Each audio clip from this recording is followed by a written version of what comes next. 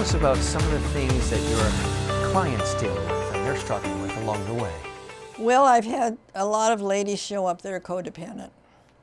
And that means they're depending on a fellow to take care of them and to save them and to take, be there. So, one of my parts of, I had a lot of codependent issues. And one was that if I had a lot of expenses, how could I ever cover them if I'm not married and I have a husband who has income too?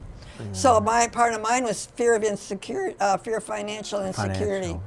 So I stayed in that domestic violence for many years because I didn't think I could make it financially on my own, even though I was teaching. And the money was always his. If you're a psychopath, lived with a psychopath, the money's his. So even if you earned it, he's controlling it. It was his money.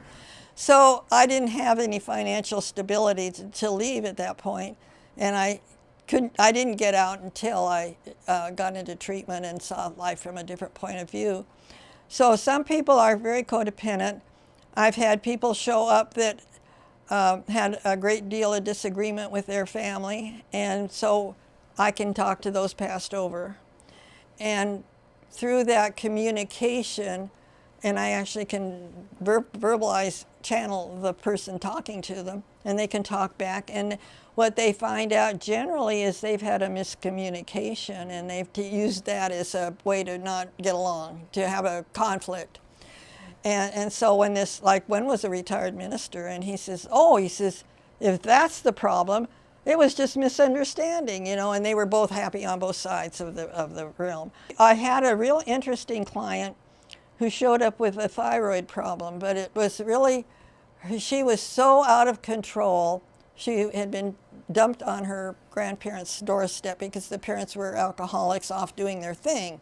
So she was really, really angry that her grandparents had to raise her, and her parents were not there for her. Abandonment is what it is. Right. And so we worked on the issue, and we worked on getting her to understand better how to look at it and handle, her emotional responses and so forth. And so one day she showed up, and she says, I'm meeting my mom for lunch. I mean, my jaw just dropped to the floor because this lady was actually a high school senior. She was really angry at her parents, especially her mother. Mm-hmm.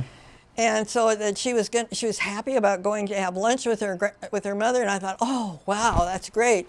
So I asked her, I said, do you mind if we go in and ask your body what the problem is for your thyroid condition and the results of how to heal it? And in those days, I taped it on a tape recorder. Now I use an MP3 recorder. So I went into her body consciousness and asked what caused the anger and whatever, and the thyroid. And they told me, we made her so sick to get her focus off her mother because it was just totally destroying her. Mm-hmm. So we made her sick with a different focus.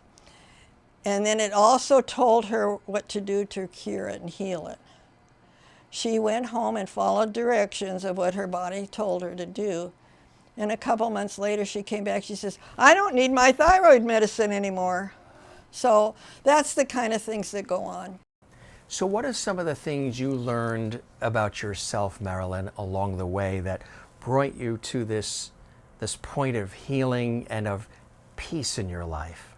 That's exactly what we're all coming to, heaven on earth. And that's why life is so crazy right now, is we're sorting out the darkness from the light. And as the light obliterates, as the little boy in the dark room, as the light obliterates the darkness, we're all going to come into peace. But it's an individual trip. And my books show you the process, especially Paradigm Buster, shows you the process of how to release that darkness so that you can come into the light and your heart can be filled with that love and forgiveness and compassion that we need so that we're in harmony with each other and working together and supportive of each other. So it's a matter of our transitioning. So the planet already has moved into the fifth dimension, but we individually need to move and match with it. A past life regressionist, it's a form of hypnosis meditation, hypnosis, and regression are all basically different terms for what people can handle. Some people can handle hypnosis, some people can handle meditation. Oh, I wouldn't do hypnosis, but so it's a term, pick the term you want. When you go into your consciousness, there are fearful veils. We call them, crossing the veils, some people do. And you move beyond the current where you are into other aspects of your life. And those past lives are the lessons we're healing today.